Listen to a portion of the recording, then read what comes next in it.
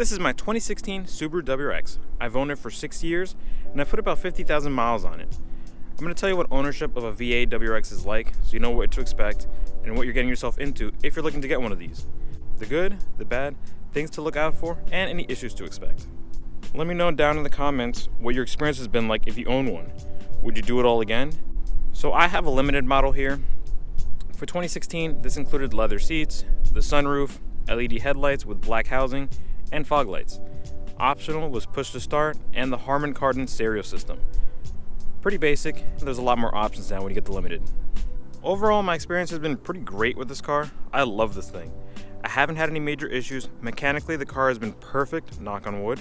I'm very meticulous with maintenance and I don't push the car crazy hard, so that has definitely helped. The all-wheel drive system is great in the winter for snow. I've never gotten stuck.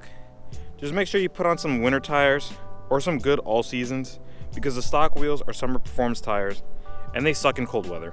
I think it's great that you can get a 4-door sedan with some power, a manual, because not many of these cars still exist. And it's very practical if you have a family. And I think it's a great starter car for enthusiasts. It's not the easiest for learning manual, but drive it around a few days and you'll be just fine. This was my first manual. I had only driven manual like 2 or 3 times before buying this car. And after a few days, it was like second nature.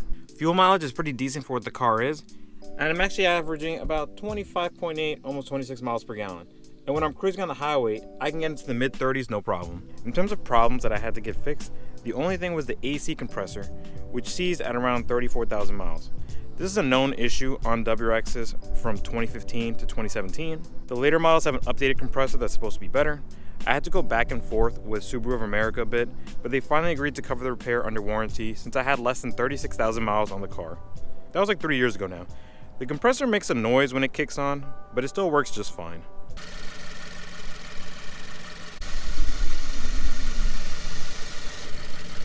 Also want to point out that these engines are very noisy.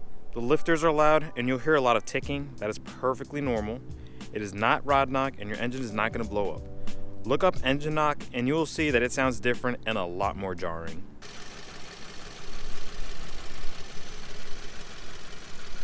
You hear about these cars being unreliable, but it really comes down to not maintaining the car correctly, ripping on it too hard, and throwing mods on it without a proper tune. There are cases where stock engines blow up or the clutch goes out prematurely, and those are generally driver errors. As long as you do proper maintenance, you let the car warm up before you drive hard, and you get tunes to match the parts that you put on it, you'll be just fine. If you're looking to get one of these, I'd recommend getting one of the later years. The 2015s are the first models with the FA20 engine and they have more issues.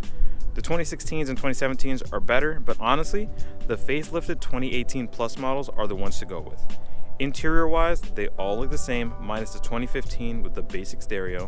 One thing I wish this car had was Apple CarPlay and Android Auto.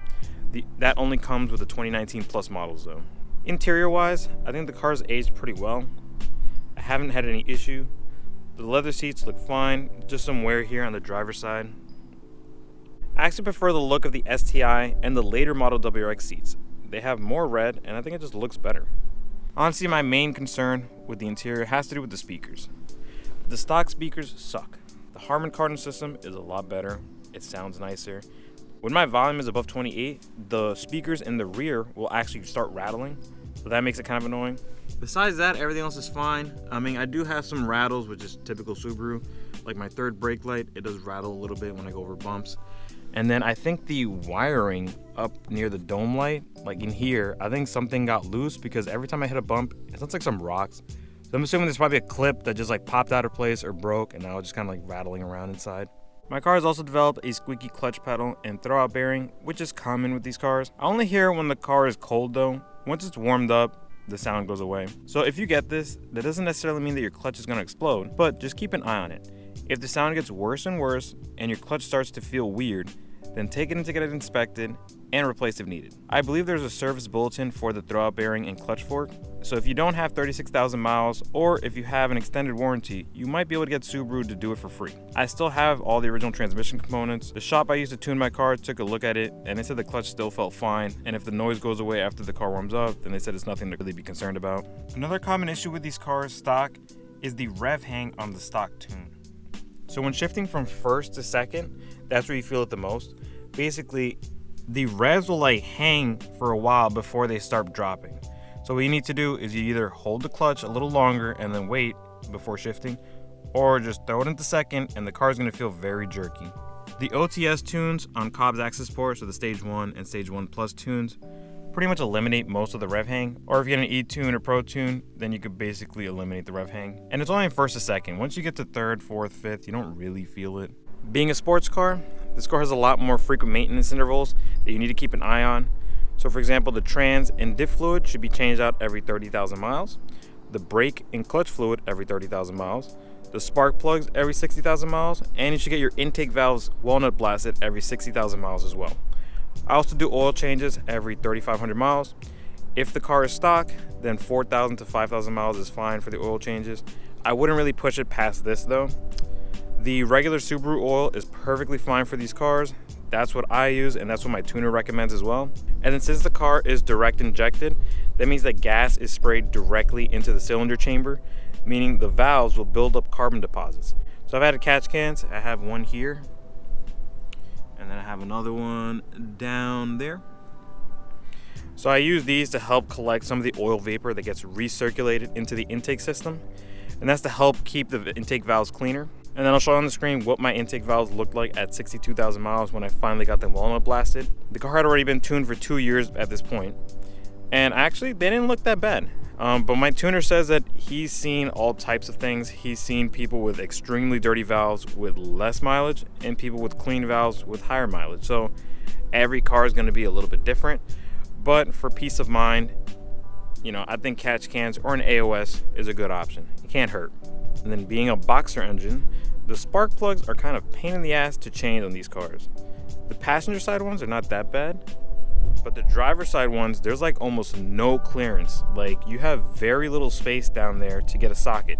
So you gotta use some extensions and swivel sockets as well. So there you have it. The good, the bad, the ugly on the V8 WRX. Honestly, it's not that bad. There's not really any crazy issues. And as long as you maintain the car properly, you don't push it like crazy, and you get a proper tune when you add performance mods, the car will be just fine. It will treat you fine. It's not like what you see on the internet and the forums. Not everybody's engine is blowing up. You don't have head gasket issues all over the place or rod knock. Obviously, there are cases where that happens. Most of the time, it's driver error or somebody just beating on the car too much. And then sure, there are some cases where a stock car will have issues, but the majority of the time, that's not the case. I would 100% buy this car again. Like I said, I would just maybe get a 2018 Plus, but I love this thing. If you're looking to add any mods to make performance, or if you're looking for some mods that won't void the warranty, look at the videos that I have on screen right now.